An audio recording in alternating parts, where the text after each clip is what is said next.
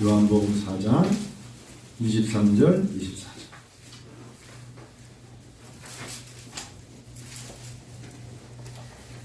같이 계실까요? 23절, 24절. 다 아시죠? 이 말씀 우리가 또 같이 성경 봉독이 없어요? 다음 말씀 있죠? 네. 같이 읽어요. 아버지께 참되게 예배하는 자들은 영과 진리로 예배할 때가 오나니 곧 이때라. 아버지께서는 자기에게 이렇게 예배하는 자들을 찾으시느니라. 하나님은 영이시니 예배하는 자가 영과 진리로 예배할지니라. 아멘. 제가 설교 제목을 예배하는 자들을 찾으십니다. 앞에 신령과 진정이라는 말은 넣지 않고요. 하나님은요, 기초적으로 예비한 신령과 진정은 둘째야. 이 땅에 많은 교회가 있어요. 그리고 종교의 기독교라고 표시를 하는데 예배드리는 자들이 중요해요. 얼마나 여러분 이건 영적으로 볼 때 심각한지 몰라요? 나 교회 잘 알아요. 성경책도 몇 권씩 있고 다 알아도 주일날 교회를 가지 않는다면 이거는 하나님의 마음에 흡족하지 못할 정도가 아니라 하나님과 떨어진 거예요. 하나님은 예배하는 자들을 찾으시느니라. 예배하는 자를 찾으세요. 누가 예배를 좀 안 드리지? 하나님은 생각하신다. 예배하는 자를 찾으신다. 오늘 2022년 12월 첫째 주인데 누가 나를 경배하지? 누가 내 마음을 알고 나왔지? 주의 친절한 팔에 안기기를 원하는 마음으로 누가 찬양을 드리지? 누가 하신다? 하나님 하신다. 하나님의 편재성이라는 단어가 있어요. 한자로. 하나님은 여기도 계시고 그 너머에도 계시고 어디에나 계십니다. 가난한 자에게는, 병든 자에게는 외면하신 하나님이 아니라 하나님은 여기에도 그 사람에게도 거기에도 계십니다. 믿으세요? 하나님은 그곳이 사막이든 광야이든 그곳에서 병든 상태에서도 예배드리는 자를 찾으신다. 바라보신다. 출애굽기 20장 말씀처럼 네 번째 계명의 안식일을 구별하여 거룩하게 지키라 명령하심을 들은 바 있는 백성들에게 나는 너희 하나님이 되고 너희는 내 백성이 되리라. 자영업하시는 분들이 사람 찾는 게 너무 힘들대요. 특별히 철강, 전기, 용접, 약간 힘든 직업은 정말 사람이 없어서 못한다. 청년도 많고 사람도 많아요. 자기들이 입맛에 맞는 것을 찾아가는 시대 속에서 내 입맛대로 어떻게 일을 합니까? 어떤 사람이 자영업자가 되는 그때까지는 그 사람도 다 어려움을 겪어서 올라온 거거든요. 일을 배워야죠. 기초부터 배워야 돼요. 그래야 어느 날 당신도 사장이 되고 대표가 되고 리더가 되고 그렇지 않겠습니까? 마찬가지예요. 사람이 없대요. 여러분 이게 심각한 데가 제가 와닿는 게 제가 지난 주 중에 신학대학을 우리 학교 말고 신학대학을 방문했는데 교목실에 전도사 청빙합니다.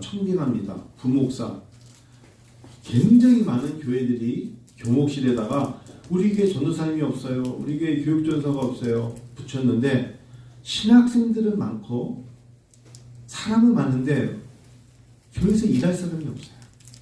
싫은 거죠. 그렇게 적은 액수의 교회 사례를 받으면서 매기가 싫다는 거예요. 얼마나 여러분 심각한 시대에 사는지 몰라요.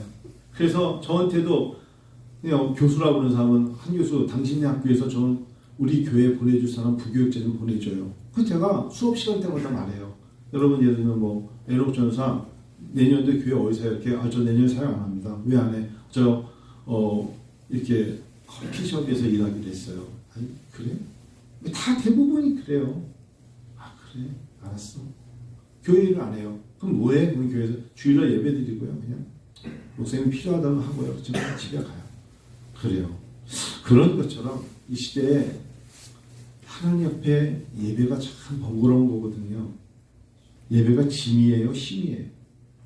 여러분 정말 어떻게 보면 예배가 짐이라고 여기는 분들이 있는 것 같은데 나중에 힘이 될 때가 있어요. 그런 마음을 가져요. 교회 가는 게 너무 짐이에요. 하나님 앞에 교회 가는 것 때문에 눈물을 흘리며 감격에 눈물을 흘리며 교회 돌아올 때가 있어요.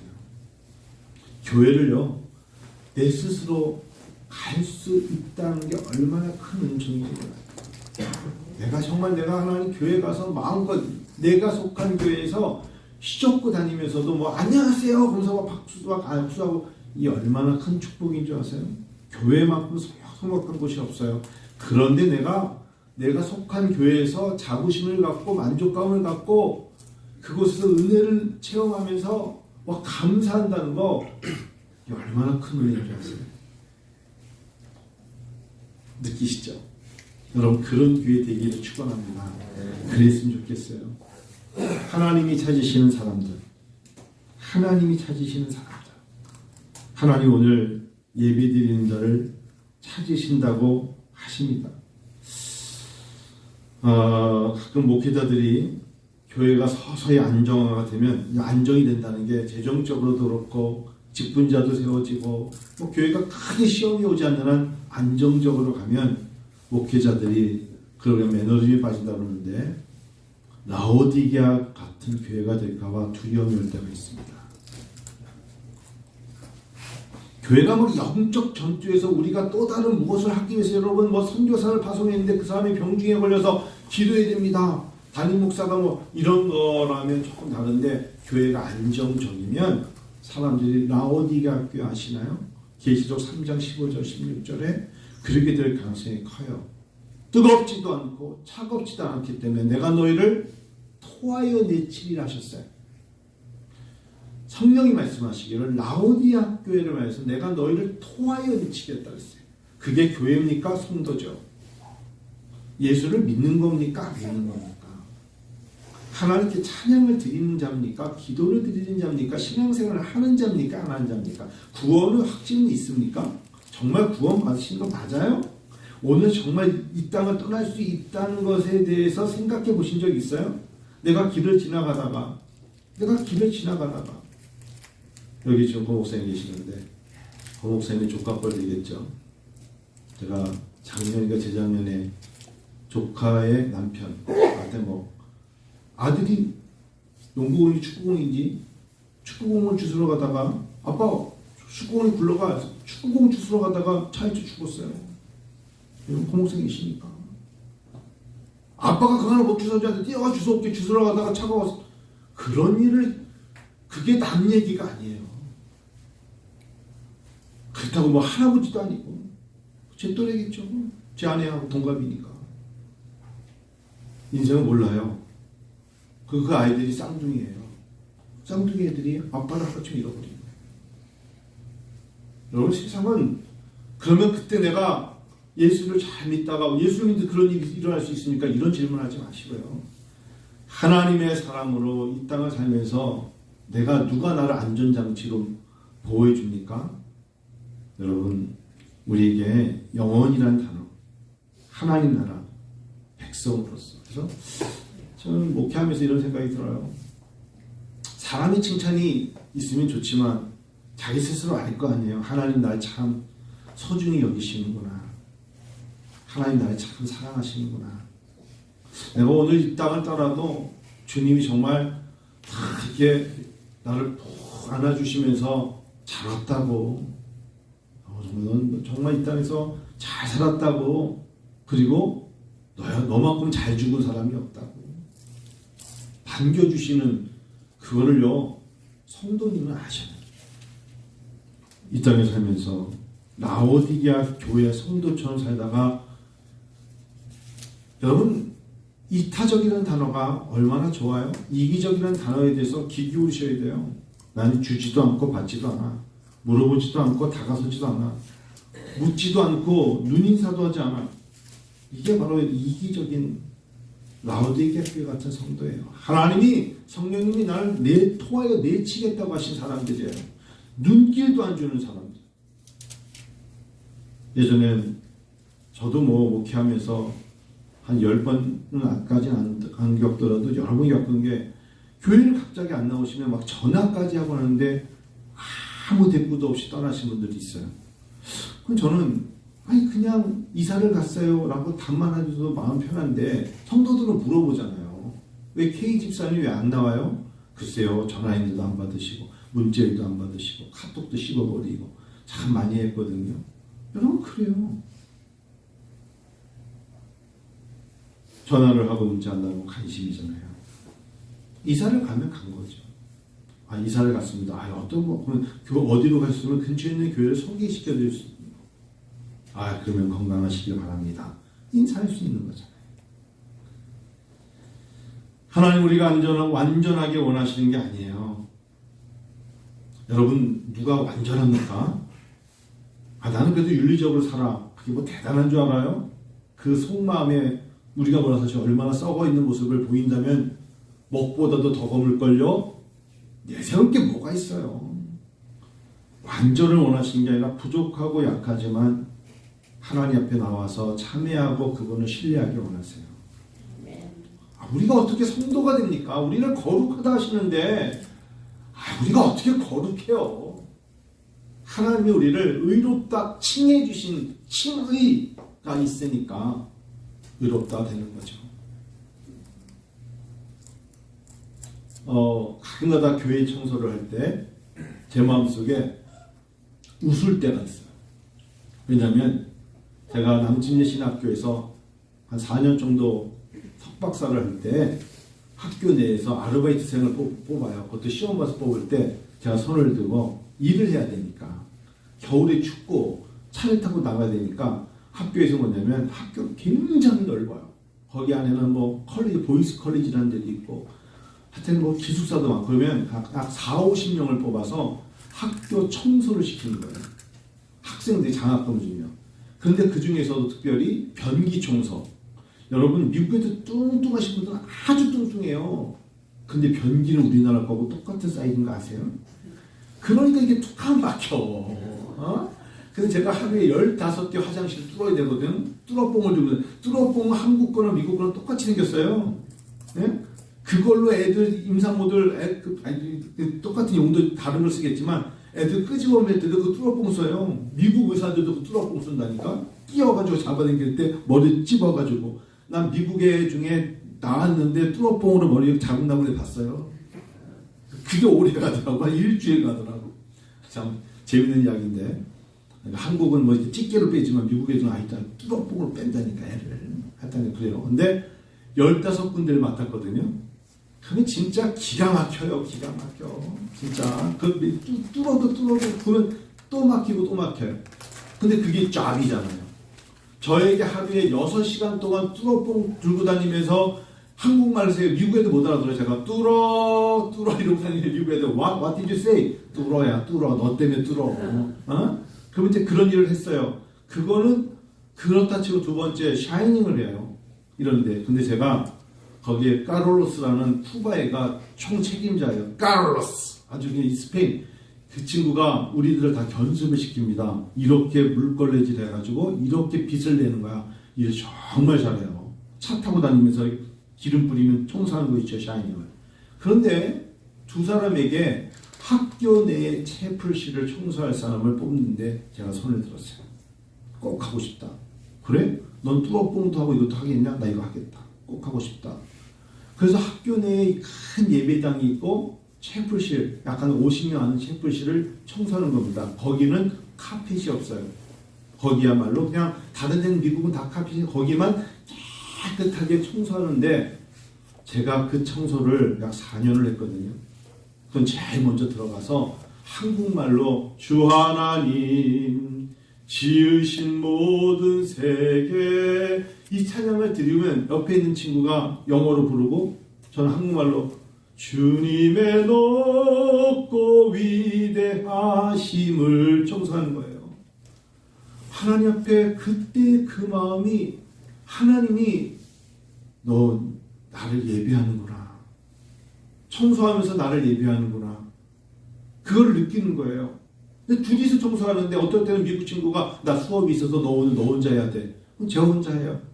그때 그 감격이 왠지 저의 목회를 끌어가는 것 같아요.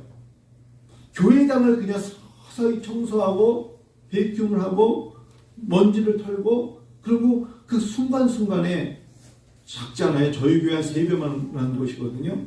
그러고서 2층이 있으니까 청소를 다 마치고 나올 때 제 마음속에 하나님의 임재를 체험해요.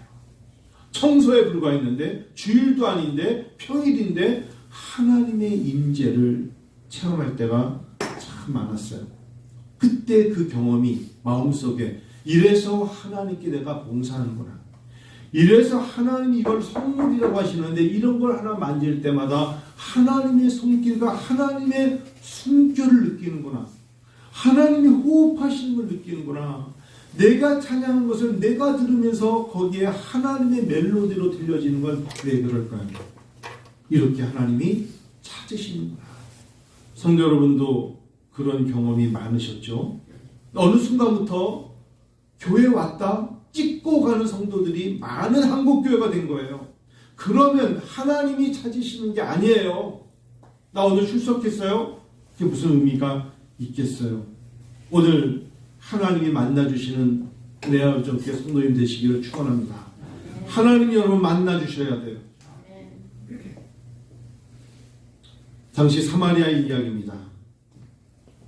예수님은 의도적으로 사마리아 지역으로 들어가셨어요. 오늘 이 배경은 사마리아 여인과의 이야기 속에 나온 하나님이 23년 아버지께 참되게 예배하는 자들은 영과 진리로 예배하라 하신 것은 이 배경에 사람들이 정말 상대 안 하는 사마리아 사람들이에요.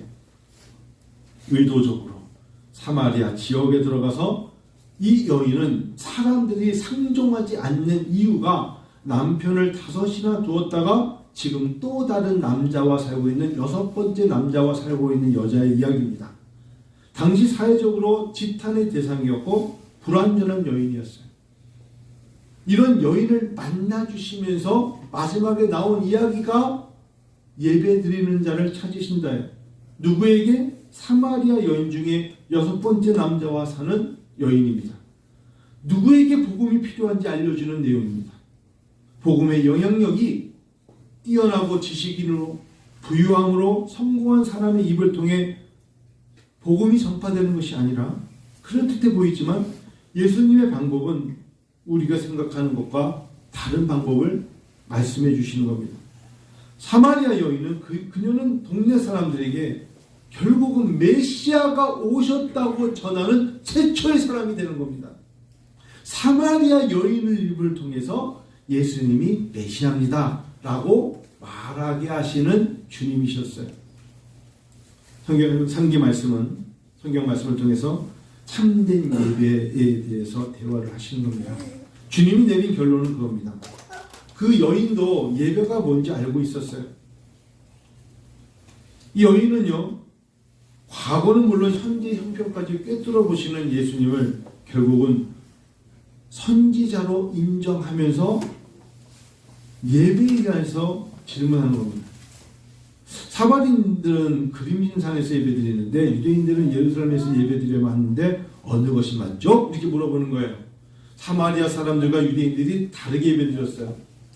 사마리아 사람들은 그림신에서 예배드리고 유대인들은 예루살렘에서 예배드리는데 어느 게 맞느냐는 질문을 할 정도로 이 여인은 예배가 뭔지를 알고 있는, 예배가 뭐예요가 아니에요.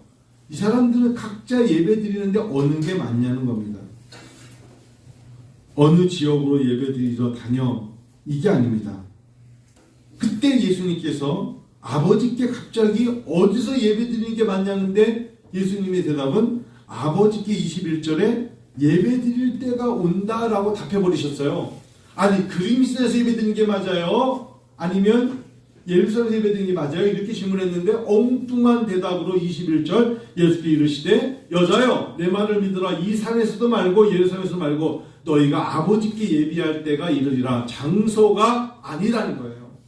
장소가 뭐가 중요하니? 대상이 누구냐가 중요한 거지. 이 말씀을 하시는 거예요.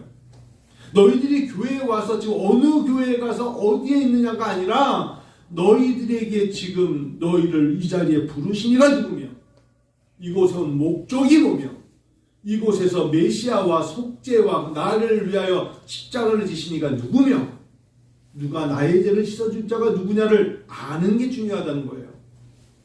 여러분도 그렇게 아시고 오신 거잖아요? 그래요. 하나님 아버지가 연락하는 예배, 그게 중요하다는 거예요. 둘 다 율법이 규정하는 최소한의 의무사항만 채우는 형식적인 가시적 예배를 드리지 말고 마음의 진심으로 드려지는 예배. 세상의 술에 취해서 성령 충만을 외치는 한국교회 성도가 있어요. 평일에는 술에 취해 있다가 주일날 살짝 깬 채로 와서 성령 충만을 외치는 사람. 반대여죠. 성령 충만으로 세상에 빛이 되는 그리스도인 되시기를 축원합니다. 세상의 명예를 따라가며 심령이 가난한 자가 복이 있다고 외치는 산상수훈을 외운 그리스도인들이 성경 공부를 잘한 사람들은 그런 게 참 많아요. 근데 자기 자녀들, 자기 또한 세상의 명예가 가장 앞서는 거예요. 반대여죠. 비록 물질도 심령 가난하지만 세상의 명예가 아니라 그리스도의 제자가 되는 자부심으로 살려는 그리스도인이 되셔야죠. 저도 그렇고요. 저는 유튜브로 가끔 가다가 많이 찬양들이 올라오는 걸 볼 때 참 너무 은혜롭다고 느낄 때도 있지만 개중에 앞장서서 찬양을 인도한 사람들의 퍼포먼스 때문에 때로는 저러면 안 되는데 라고 생각할 때가 있어요. 저 예배가 지금 저렇게 앞에 나와서 찬양하는 게 지금 누구에게 드려지는 걸까? 누구에게 보여지려고 그럴까? 라고 생각할 때 진심과 진실이 좀 결여된 거 아닌가 생각이 있어요. 어느 교회가 매달 마지막 주에 가수들을 초청해가지고 간증을 하는데 예수 믿는 트로트 가수들은 1년 365일 제일 바쁘답니다. 하여튼 뭐 그래요. 하여튼 나름대로.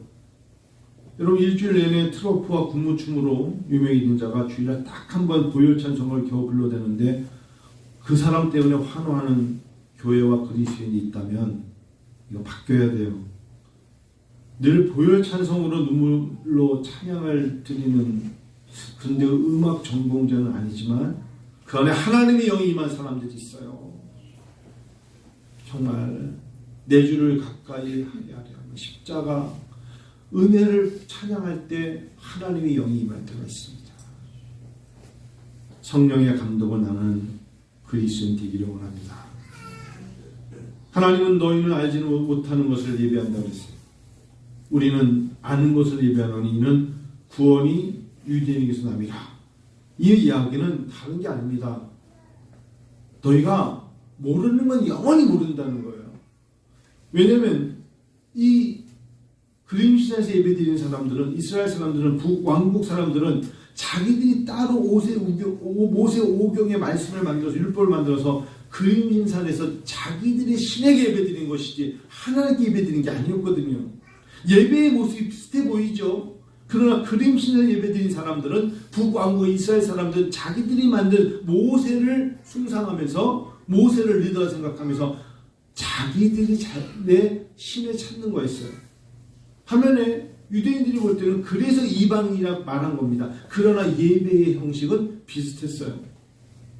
마찬가지입니다. 유대도 자기네들이 다윗의 자손인 것을 내세우는 자기들만의 예배가 있었지만 그 안에 뭐가 없었어요? 예수 그리스도에 대한 메시아가 없이 예배를 드렸어요. 그래서 예수님께서 말씀하시는 게 22절에 너희는 알지 못하는 것을 예배하고 우리는 아는 것을 예배하는데 구원이 유대인에게서 남이라 하셨어요. 그래서 우리에게 필요한 건 참되게 예배하는 자들은 성령과 말씀, 이때 하나님의 영은 그리스도의 영이요 진리가 바로 예수 그리스도이십니다. 우리들이 예배를 드리는데 예수 그리스도 보혈의 은혜와 우리 예배 속에 십자가 보혈의 속죄 사상이 없다면 우리의 예배는 정말 드려지는 예배가 아닙니다. 구약시대 때 드려지는 송아지와 암소와 또 흠없는 양을 하나님께 피를 드렸던 제사를 드리지 않고 조건으로 예수 그리스도 보혈의 피로 우리가 예배를 드리는데 예수가 없는 예배를 드린다면 우리는 지금 여기서 연극을 하고 있는 거예요.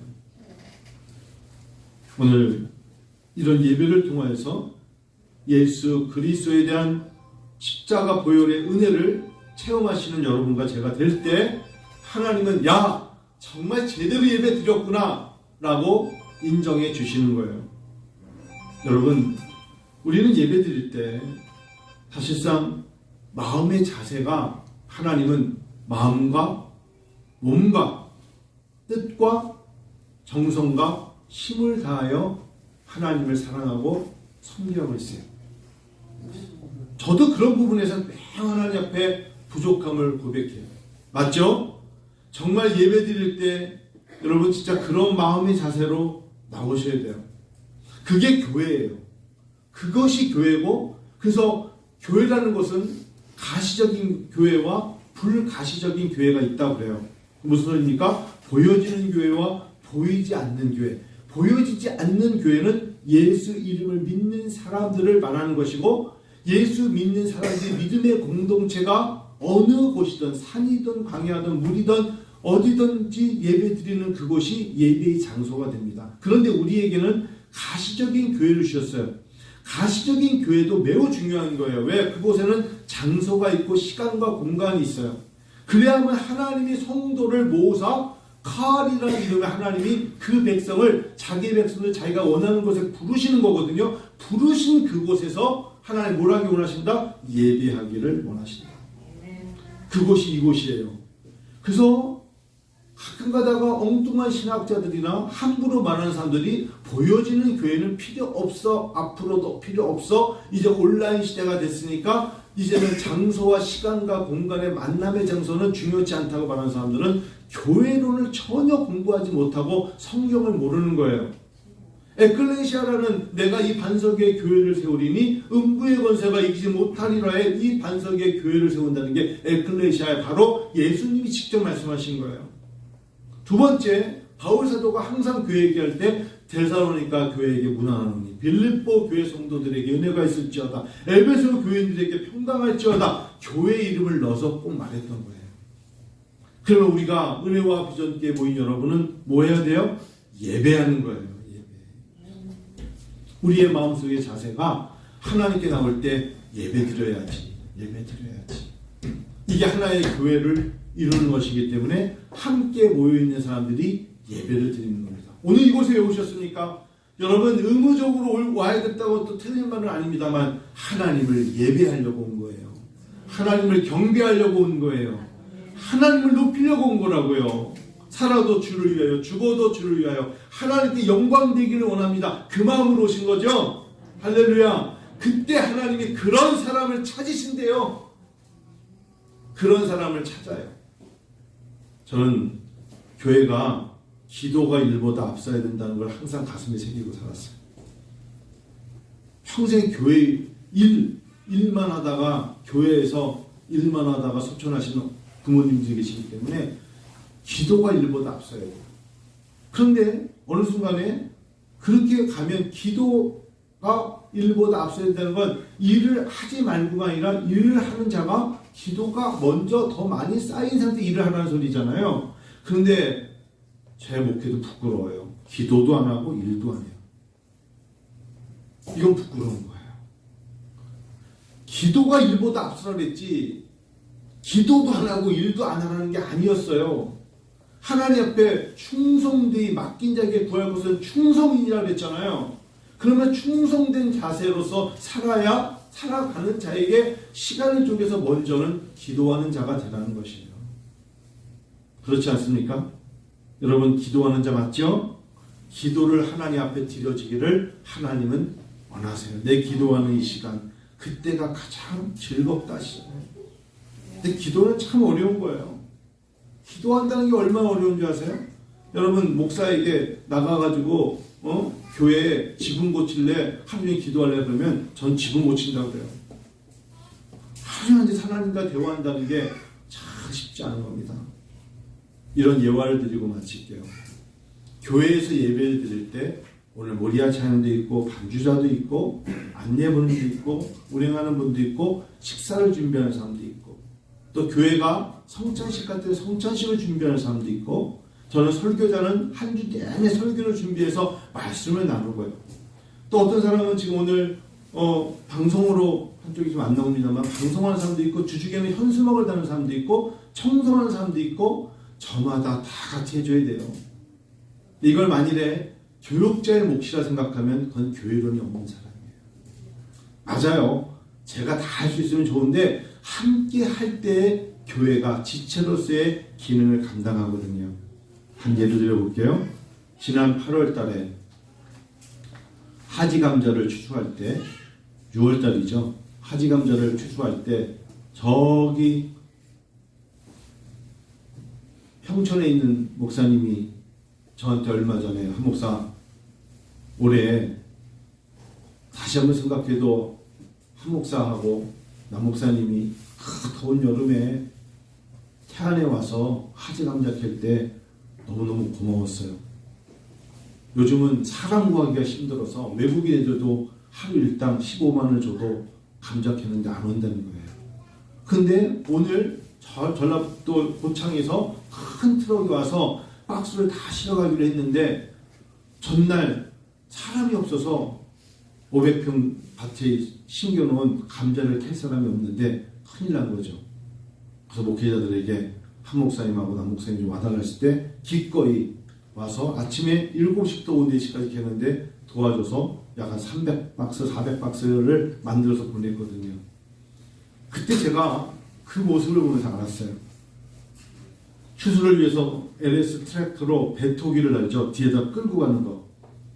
한 사람이 그 목사님이 하셔요. 트랙터를 갖고 밭을 갑니다. 그러면 뒷사람이 따라가면서 옆 고랑에 감자가 떨어지니까 밀어냅니다. 두 번째 사람이죠. 세 번째 사람이 따라가면서 작은 거, 큰 거를 막 그냥 군데군데 모아둡니다. 왕, 특, 소, 중, 어떤 건 반찬용 막 바쁘니까 가면서 막 발로 밀기도 하고 흠집을 안 나게 손으로 상품이니까 합니다. 네 번째 사람이 그것을 모아둔 거를 서서히 다시 보면서 이제 비닐이나 삼태기 같은 거로 들어서 나누죠. 다섯 번째 사람은 주로 천안에 계신 목사님이 서서 하는 걸 많이 하시는데 저울을 앞에 서가지고 22kg를 잽니다. 넣어가지고. 왜냐면 20kg인데 2kg를 더 넣어줘야만 문제가 없다 해서 22kg를 재죠. 근데 그걸 올렸다 내렸다 올렸다 얼마나 힘든 줄 아시죠? 300박스를 해야 되잖아요. 그 다음 사람이 트랙터가 끝난 사람이 함께 와서 그걸 감자를 다 주워 모아가지고 이제 이름을 적어서 수미감자, 특, 강, 약, 중, 반찬 그렇게 싸고 그나마 옆에 있는 여자분들이 테이핑을 하죠. 그게 끝이에요. 그럼 이제 이거를 차에 실어서 집판장에 갖다 주는 거예요. 6명이 일을 합니다. 그럼 너무 더웠어요. 그러니까 한 사람이 어딘가 없어졌어. 하다가. 그럼 어떻게 돼요? 그 역할을 한 사람이 이 두 가지 일을 해야 되는 거 아닐까요? 맞죠? 그때 남 목사님이 일인 3역을 했어요. 그러니까 옆에서 지켜보던 사모님이 너무 힘드니까 막 수박을 잘라가지고 목사님 쓰러진다고 먹으면서 하라고 그런 이야기를 들으면서 하는 거예요.